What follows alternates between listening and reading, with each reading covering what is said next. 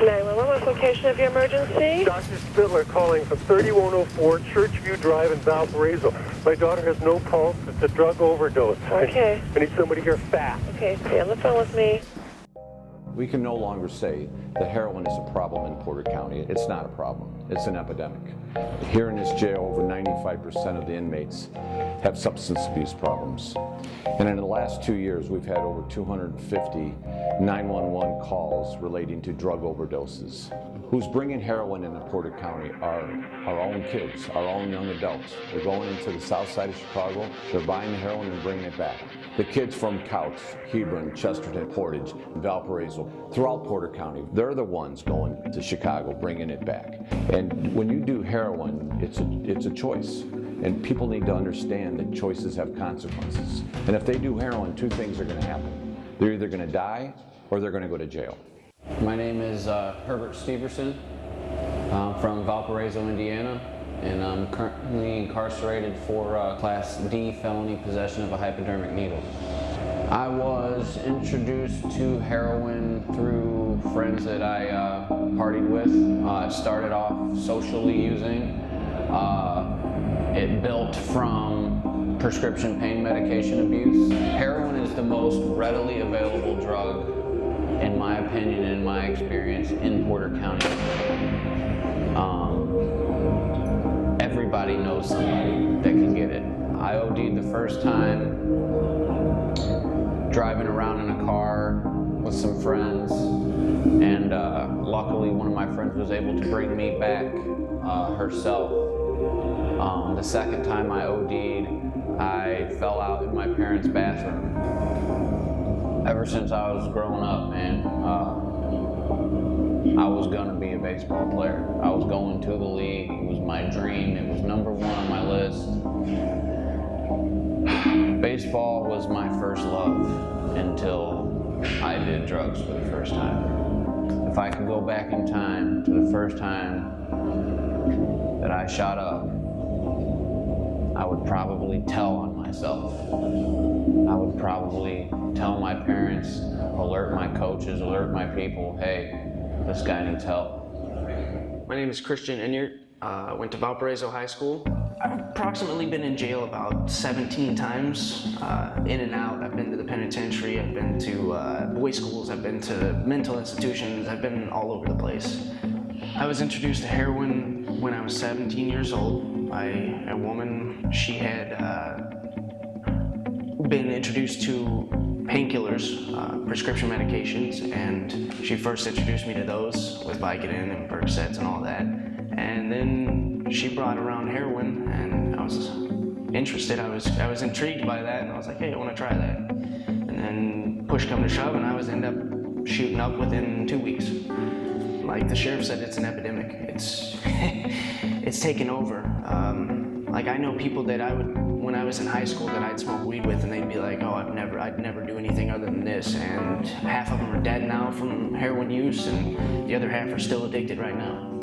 Now, if I had known exactly the outcome as of now, if I would know what the outcome was, I would say, I don't want to be there. I don't want to not have anything to my name. I want to be 23 years old, going to college and starting a career and my family, and who knows, maybe I already have a family, you know? And just looking back, I wish I could do that.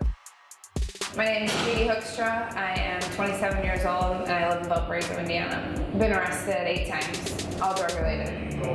I'm in jail this time because I overdosed and border police came to my house. I've gotten away with a lot. I've come to jail many times and only had to sit a little bit or got bonded out, but this time I was sentenced to a year. Heroin is very easy to get in Porter County and in Valpo. It's normally just a phone call or a Facebook message away.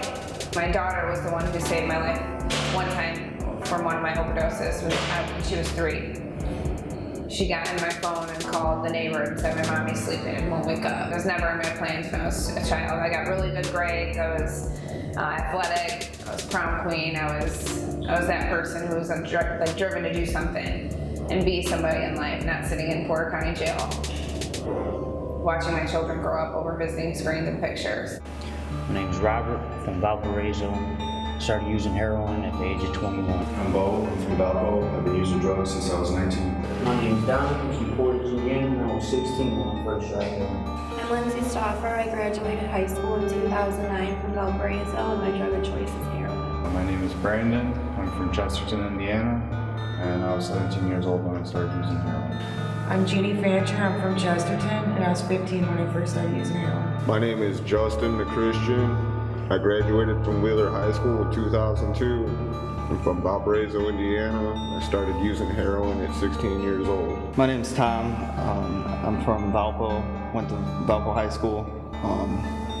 My drug of choice is heroin. My name is Dustin Sandberg. I'm from Valparaiso, Indiana, and I was 19 years old when I first shot up heroin. My name is Brittany Byland. I graduated high school in 2007 from Washington Township, and I first used heroin at Chesterton. My name is Lisa Ferry. I'm from Valparaiso, Indiana. I was 12 years old when I started using heroin. I'm Nick. I'm from the Pines, and I was 18 when I first used heroin.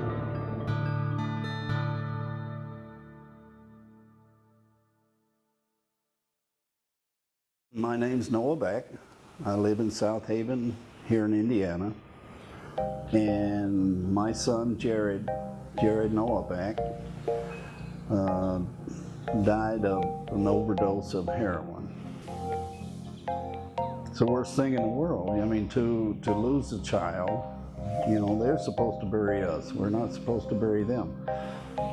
Had it been a car accident or something like that, I think would have been more understanding.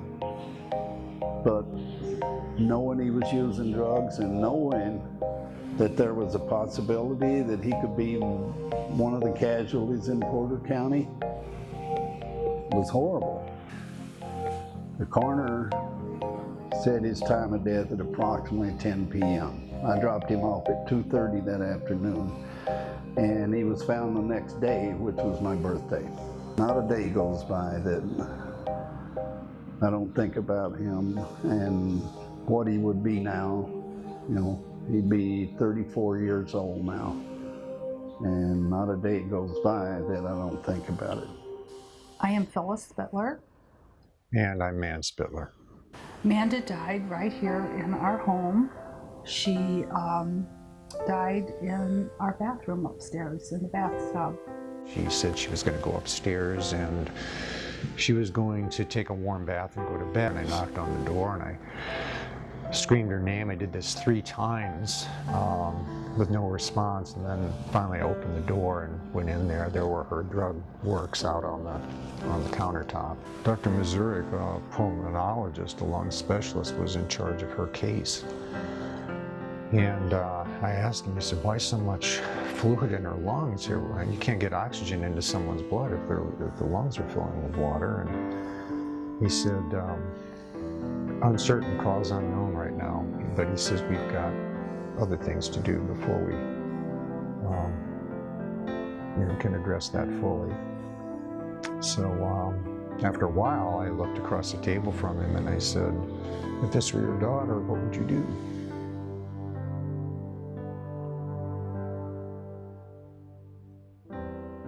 As a parent, you always are afraid something bad is going to happen to your child, and you just push that as far back in your mind as you possibly can. To try to circumvent Amanda's addiction, one of which would have been to actually put together a list of rules and expectations in written form and posted them here in the house with the consequences for having broken those rules and expectations, and then followed through with the consequences without fail. I never, in my wildest dreams, could imagine that she would die from a heroin overdose. I think if I had one thing to say to young people who are contemplating doing drugs, is to think long and hard about the consequences of what you're about to do. Not only are you going to be hurting yourself, but you are going to hurt, severely hurt, the people who love you most. My name is Chuck Harris. I'm the Porter County Coroner. We're right now in the Porter Regional Hospital morgue. This is where the autopsies are taken to be performed here in our county. We are one of the first responders to these scenes. We're the ones that see every overdose. There's not a police agency out there that goes to every single overdose scene. It's only the coroner's office that gets to see the full scope of the problem here in our county. We're going out to scenes in Valparaiso, Portage, Chesterton, Cowles, Hebron, Beverly Shores. We encompass all of Porter County. It's not just one little region. So that's the reason I think the coroner's office definitely sees the effects of how this impacts our community more than any other agency out there. We're at the county morgue right now. We're inside the cooler, and what we have here right next to me is what I suspect to be our latest heroin overdose. Is a young woman from Portage. What I can tell you is over the past 5 years, we've had 66 heroin-related deaths. That's specifically one drug. Heroin affects all people in our community. It has no socioeconomic ranges to it.